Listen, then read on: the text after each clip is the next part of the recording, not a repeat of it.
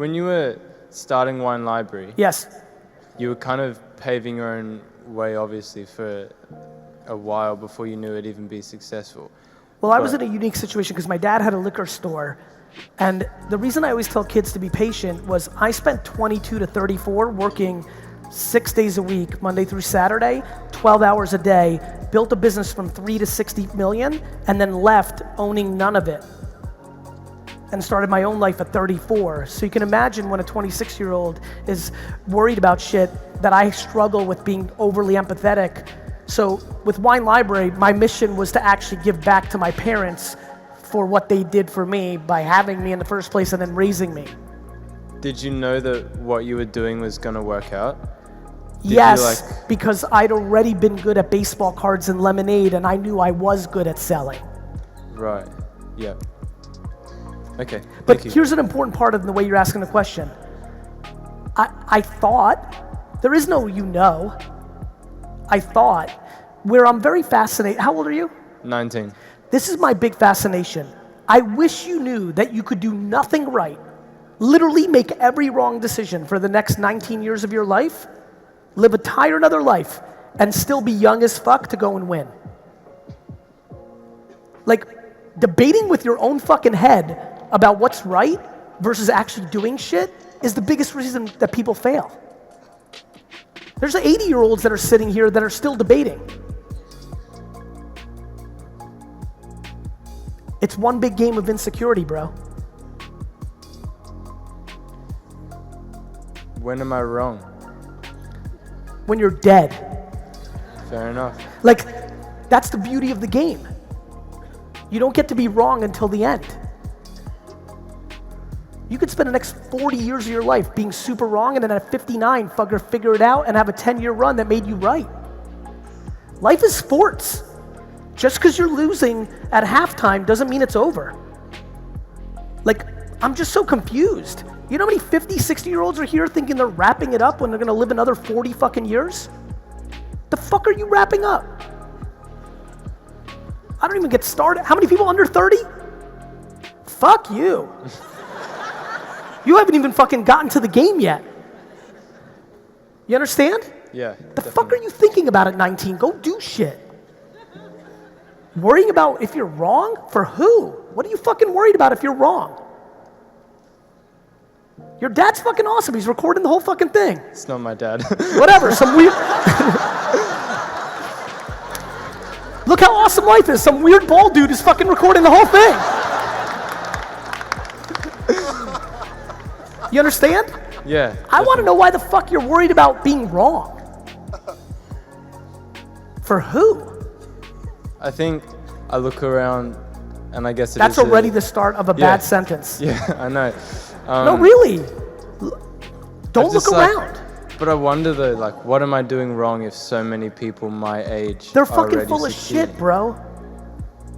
They're better at acting than you are.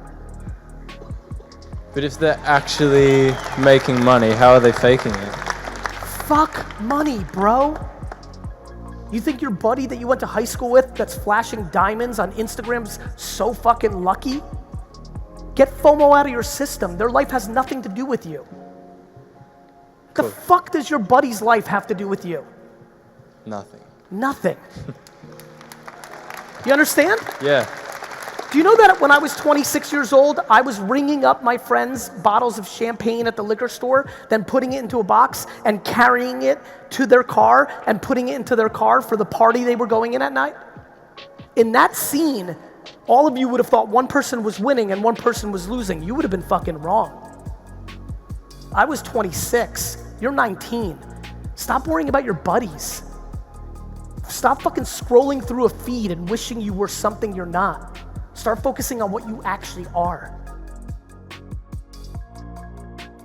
Right, because they're like, well, I have to have fun. Yeah, but Gary, I want to live my life. I'm like, cool, but you're also complaining for, like, you know, this is one thing.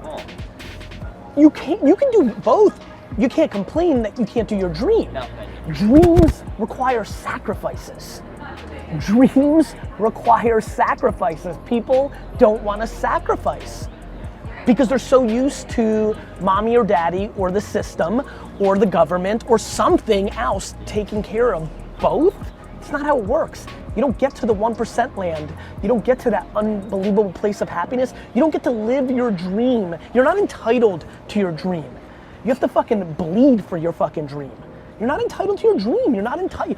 Nobody's entitled to be an amazing dancer. Nobody that tours the world and gets to dance and open for Beyonce and make $580 a year and fucking live it and go to fucking, Monaco on the fucking weekends. Like, it's not how it works. Everybody starts at zero. Some people start at different places, but anybody who does it for themselves has to sacrifice. Like, yes, like, move. Like, my city's expensive, move. Like, my car payments are high, sell your car and buy a piece of shit car, take the bus. This is dreams we're talking about. We're talking about dreams. We're talking about, like, I wanna be a professional gamer. We're talking about, I wanna get paid $200,000 to give a speech. We're talking about shit that isn't normal. And everyone just wants to be in, like, I want that. Yeah, I wanna be like you, Gary. I'm like, cool, like, sacrifice 30 years. You know what's interesting is FOMO, self-esteem, lack of self-esteem. Of course FOMO is lack of self-esteem. You want what somebody else has without understanding what it took for them to get there, or you get angry. You get angry at, like, oh, that kid's at Coachella because his mommy and daddy are paying for it, and you get resentful. But what you don't understand is that kid is also super insecure and knows that no matter what they accomplish in life, they're gonna be judged for it. You should be happy that your parents can't send you to Coachella, and if you wanna go to Coachella, go to fucking thrift stores and flip shit and sell on eBay and fucking have a side hustle while you're at school or while you have a job. Like, it's one big framework, D-Rock, of like, of self-esteem, lack of self-esteem / insecurity, entitlement or accountability. It's these huge things. Like, some reason, DNA, parenting, circumstance, I'm on the extreme end of everything's my fault. Nobody owes me shit. I shouldn't get anything unless I bleed for it. And you think that was your dad? I think that was my mom and my dad. Both. I don't complain because they came from a place where fucking you go to jail for being Jewish in Russia. You know, so how am I gonna complain about not having Nintendo when my parents' toilets were outside? But some people grow up with those hardships and they get sad. They're like, they feel like somebody owes them something. Like, I'm from the hood, like the world owes me something. Yes, in theory, but like in theory, doesn't play out in life. I feel like a lot of the conversations come from their parents too. Because, of course. like, your older sister says the world sucks and you're owed something. Your parents are 100%. Like, that's why I never stereotype, because it's family by family. And I just want to know how to get the most out of the time that I have. You know, the only thing you can do in that framework is audit the free time you actually have, right? And more importantly, well, how many hours are you putting into it on a normal day or weekend? I try to do like 2 hours per weekday. Dude, that's a lot. Like, honestly, I wouldn't over cripple yourself. You're learning a ton, it's great. It's, you know, you must be laughing when I'm telling 38-year-olds they're young, you're fucking a fetus, you know, like. So I think that you're in a great spot. Let me give you a really good piece of advice. I genuinely think the number one thing I would tell you is to enjoy the extracurricular activities and the vacation that you have in front of you over the next 8 years, because when shit gets real, it gets real, and there's no going back to dumb down time. Like, I would weirdly enjoy this. You know what I mean? Yeah. Don't stress that you need to build $1 million drop shipping Shopify business. Learn your craft, get good, but also enjoy this part of it as well, because 99.9% of this room would go back to 14. Also, can I take a photo with you? You can?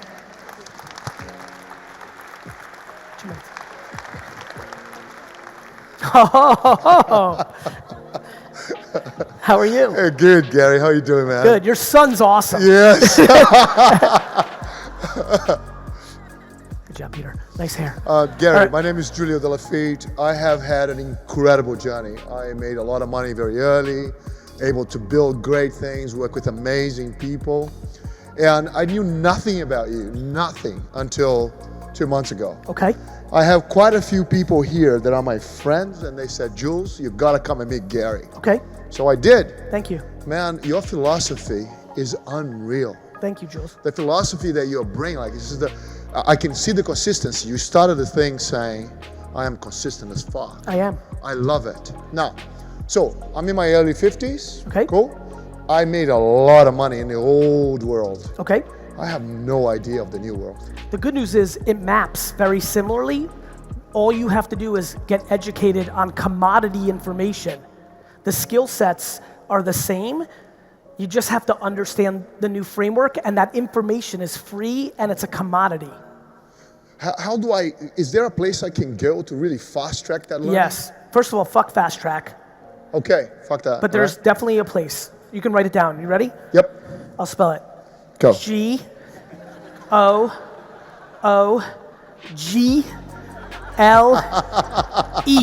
I love you, man. It's fucking free. Literally, no matter what right? You've been listening, you're like, literally go home, how do I produce content for LinkedIn? Enter, free. How do I do influencer marketing for my caviar business? Enter, free. How do I do a podcast? How do I make a podcast? How do I upload my podcast to iTunes? Enter, free. Yeah. That's it, man.